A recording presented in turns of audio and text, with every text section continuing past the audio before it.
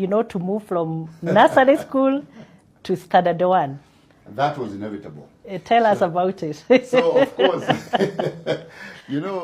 of course, you first went, before I come to the year test, let me just recount for you a small story. Because, and this is important because as we were going to school then, you are young, you're 4, 5 years, I don't remember the exact age, maybe 5 years. And I didn't want to go to school because as I've told you, I was last born for a long time. You are spoiled. I was spoiled, so I'm like, why am I leaving my mother at home? And I couldn't understand why she's not going to school and I'm going. And it was like a punishment. And a punishment for me. So we had those struggles. I remember my brother, at that point, you remember something called Big G.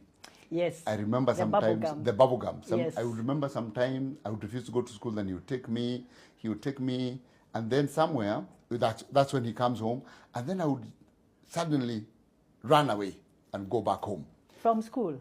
Just before you get to the school. Oh my goodness. And then what he would do now, he would buy bubble gum. And then you say, when we get to the gate of the school, I'll give it to you. So incentives were important. Oh my. Yeah, they were important. But what I remember most importantly as the biggest incentive was porridge in school. Because at that point, food was not readily available. Yes. Your parents are struggling to feed you 3 meals a day. And you're so many. Yes. So there was a school feeding program in my nursery school. And that feeding program was porridge. When you got there, you're given porridge at 10 or something. So one day I'm going to school, and as we do, I told you my story, I had a love affair with macadamia nuts. Yes. So, when you're walking to school and you're young, you're going to school now, you're loitering, you don't go in a straight line. So I saw some macadamia nuts that had fallen somewhere, and I walked to pick them. And there were dogs of that house that saw me picking the macadamia and chased me. Oh, now, you can imagine the battle of a 5-year-old and a dog. Obviously, the dog is going to win. Yes. And the dog won and beat me Were on the you thigh. beaten? Yes. Oh, my goodness. I'm sorry.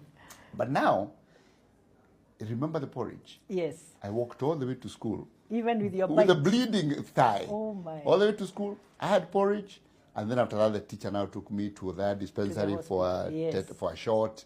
Then now my mother got involved. And that, again, is important to just remind us the importance of school feeding. Because that was really what made me go to school. It was the incentive for you to go. Exactly.